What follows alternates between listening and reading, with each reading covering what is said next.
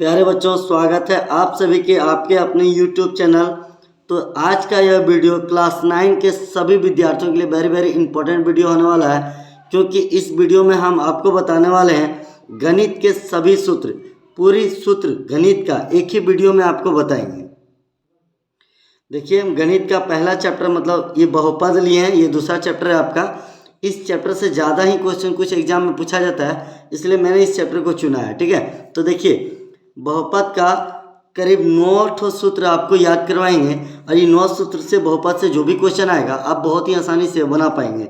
तो चलिए पहला सूत्र देखते हैं, a प्लस बी का होल स्क्वायर। ये तो सूत्र आप छठा सातवां से ही याद कर रहे हैं, फिर भी मेरा फर्ज है कि हम आपको याद करवा दें। देखिए पहला सूत्र है a प्लस बी का whole square, A square plus 2ab plus B square. ठीक है, दूसरा सूत्र है a माइनस बी का whole square, A square minus 2ab plus B square होता है। तीसरा सूत्र है A square minus B square. तो देखिए इसका सूत्र क्या होता है, A plus B into A minus B. और चौथा जो सूत्र है वो ए प्लस बी का होल क्यूब है, यानी इसको हम बोल सकते हैं A cube plus B cube plus 3a square B plus 3ab square. और क्या बोल सकते हैं इसको हम, A cube plus B cube plus 3ab into A plus B, ऐसा भी हम इसको बोल सकते हैं। उसी तरह पाँचवा नंबर जो सूत्र है वो ए माइनस बी का होल क्यूब है, A cube minus B cube minus 3ab into A minus B. इसको हम इस तरह से भी लिख सकते हैं। ठीक है, देखिए यहाँ पर A cube minus B cube minus 3a square B plus 3ab square, ऐसा भी हम लिख सकते हैं। ठीक है, कोई दिक्कत इसमें नहीं है। और नेक्स्ट सूत्र है 7 नंबर सूत्र जो बोल रहा है वो ए क्यूब प्लस बी क्यूब, इससे ऊपर है देखिए ए प्लस बी प्लस सी का होल स्क्वायर। ठीक है, फार्मूला नंबर 6 क्या होता है, A plus B plus C का whole square, A square plus B square plus C square plus 2ab plus 2bc plus 2ac। इन सभी सूत्र का बहुपद से संबंधित जो भी क्वेश्चन आएगा आप उन क्वेश्चन में लगा पाएंगे। ठीक है, सातवां सूत्र है A cube plus B cube. क्या होता है, A plus B into A square minus A B plus B square. ये सारा सूत्र आपको बहुपद का ही बता रहे हैं प्यारे बच्चों। और 8वें नंबर सूत्र में है A cube minus B cube. क्या होता है, A minus B into A square plus A B plus B square. ये 8वीं सूत्र हुआ। और जो बहुपद का 9वीं यानी लास्ट सूत्र बहुपद क्या है, A cube plus B cube plus C cube minus 3abc।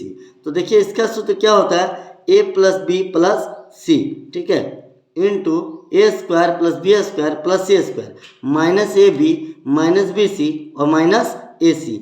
ये फार्मूला आपको याद रखना है। इसके बाद हम लोग मोस्ट इंपोर्टेंट चैप्टर आते हैं निर्देशांक ज्यामिति।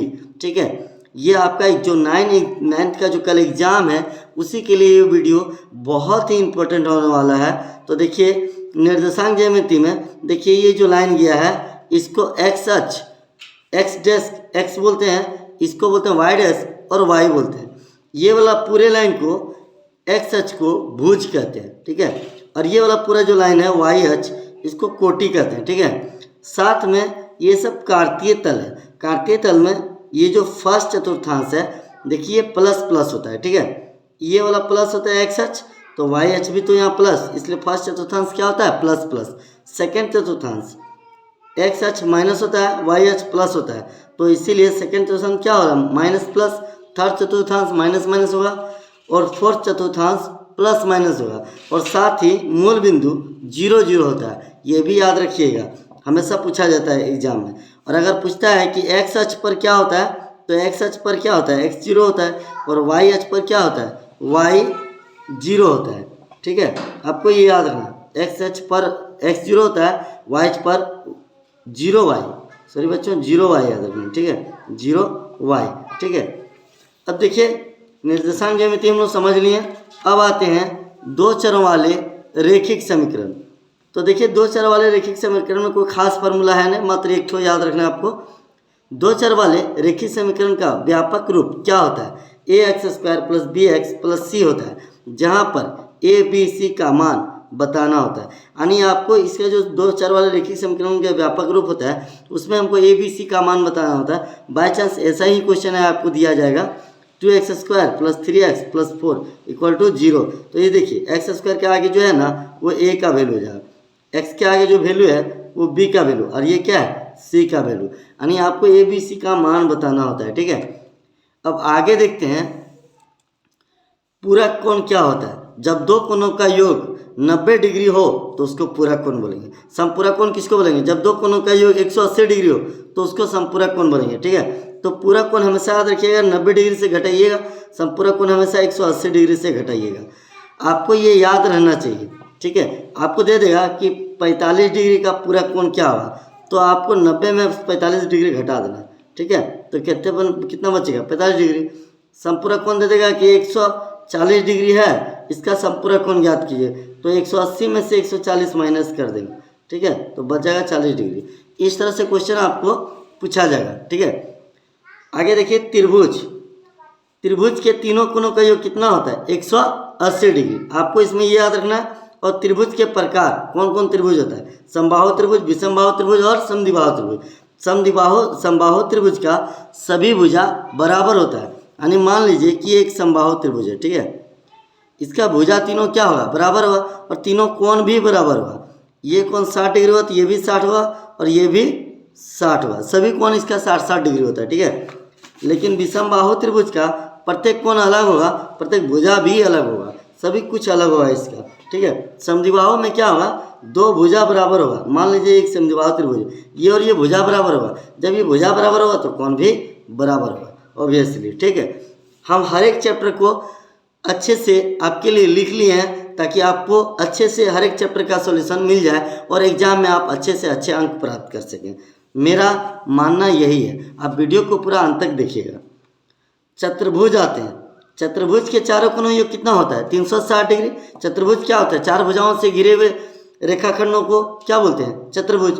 तो देखिए चतुर्भुज के चारों कोणों योग कितना होता है? 360 डिग्री। बस आपको इतना ही याद रखना। इसमें आपको क्या पूछ सकता है कि मान लीजिए कोई चतुर्भुज है। ठीक है, इसको 2x दे दे, मतलब 2 अनुपात दे देगा, ये 3 अनुपात दे देगा, ये 4 दे देगा और ये 5। बोलेगा इसमें सबसे बड़ी कोण क्या हो सकता है?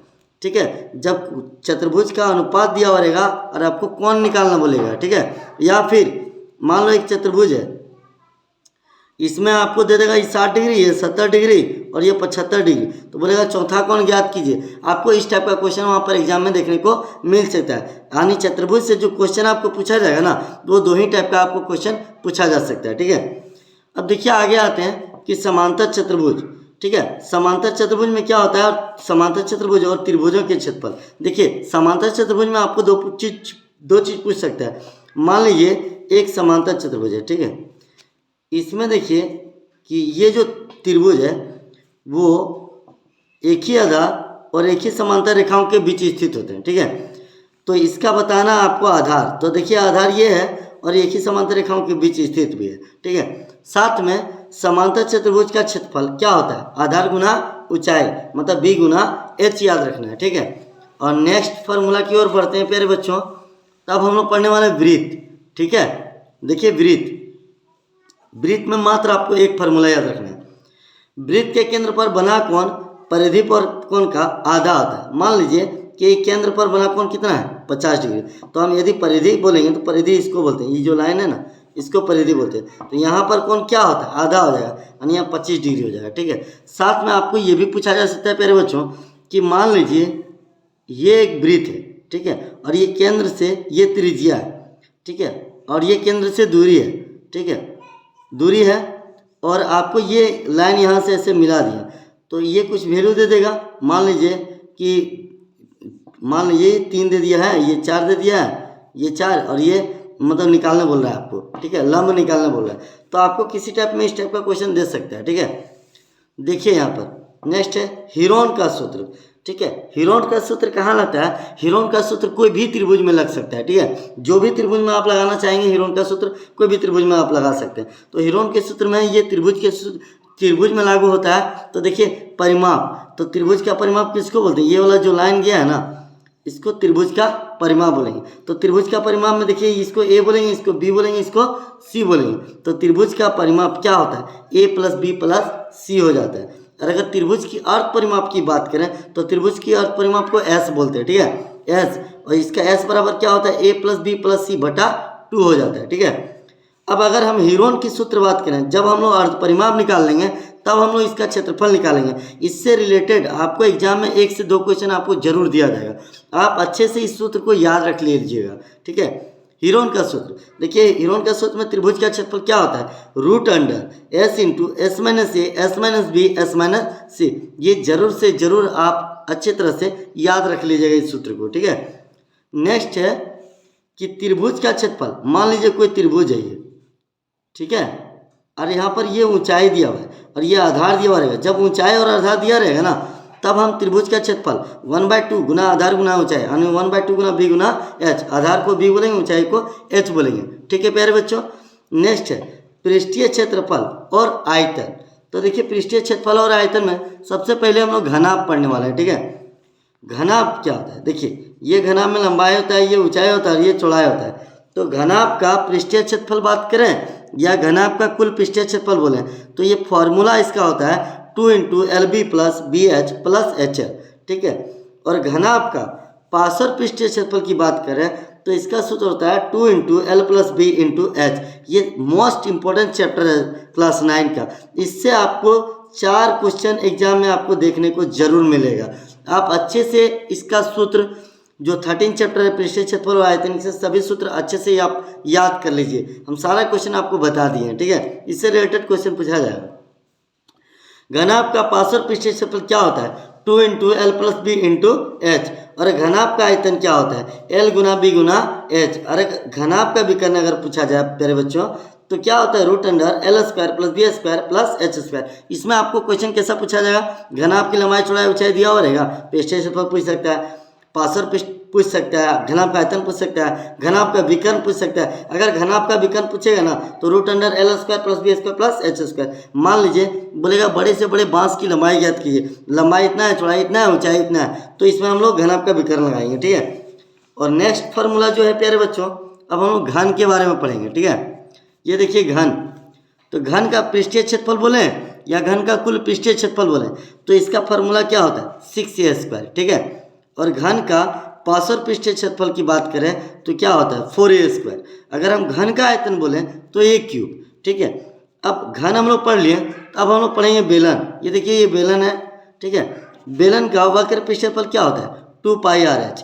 पाई का एक वैल्यू होता है 22/7 या फिर 3.14, आपको ये दोनों याद रखना है, ठीक है। तो देखिए बेलन का वक्र पृष्ठीय क्षेत्रफल होता है 2πr/h, ठीक। बेलन का कुल पृष्ठीय क्षेत्रफल क्या होता है, 2πr into H plus are. अगर हम बेलन की आयतन की बात करें तो क्या होता है, इसका फॉर्मूला पाई स्क्वायर एच होता है, ठीक है। बेलन का सभी सूत्र एक ही साथ है। नेक्स्ट फार्मूला है शंकु का वक्र पृष्ठीय क्षेत्रफल, क्या होता है प्यारे बच्चों, πr/l, ठीक है। एल किसको बोलेंगे, ये वाला जो है ना इसको तिर्यक ऊंचाई बोलते हैं, एल बोलते हैं, ठीक है। तो इसका वक्र पृष्ठीय क्षेत्रफल क्या होता है, πr/l। अगर शंकु का कुल पृष्ठीय क्षेत्रफल की बात करें तो πr into L plus are होता है, ठीक है। शंकु का आयतन की बात करें तो क्या होता है, 1/3 पाई स्क्वायर एच होता है। शंकु की तिर्यक ऊंचाई अगर बात करें प्यारे बच्चों तो एल बराबर root under R square plus H square होता है, ठीक है। और इसके बाद अब हम लोग पढ़ने वाले हैं गोले का आयतन। तो गोले का आयतन क्या होता है, 4/3 पाई आर क्यूब। गोले का पृष्ठीय क्षेत्रफल की बात करें, ये देखिए सूर्य क्या है, एक गोला है, फुटबॉल क्या है, एक गोला है, चांद क्या है, एक गोला है। तो गोले का आयतन अगर बोलेंगे तो 4/3 पाई आर क्यूब, गोले का पृष्ठीय क्षेत्रफल बोलेंगे तो 4 पाई आर स्क्वायर। अगर अर्धगोले का पृष्ठीय क्षेत्रफल बोलेंगे तो 2 पाई आर स्क्वायर होता है, ठीक है। अर्धगोले का कुल पृष्ठीय क्षेत्रफल बोलेंगे तो 3 पाई आर स्क्वायर। अर्धगोले का आयतन बोलेंगे प्यारे बच्चों तो क्या होता है, 2/3 पाई आर क्यूब। प्यारे बच्चों अगर वीडियो आपको अच्छा लग रहा है, वीडियो से अगर सभी फार्मूला आपको याद हो गया तो वीडियो को लाइक जरूर कीजिएगा, क्योंकि वीडियो बनाने में काफ़ी मेहनत लगा है प्यारे बच्चों, तो एक लाइक तो बनता है प्यारे बच्चों। तो वीडियो को पूरा अंत तक देखिएगा, मिलते हैं नेक्स्ट वीडियो में।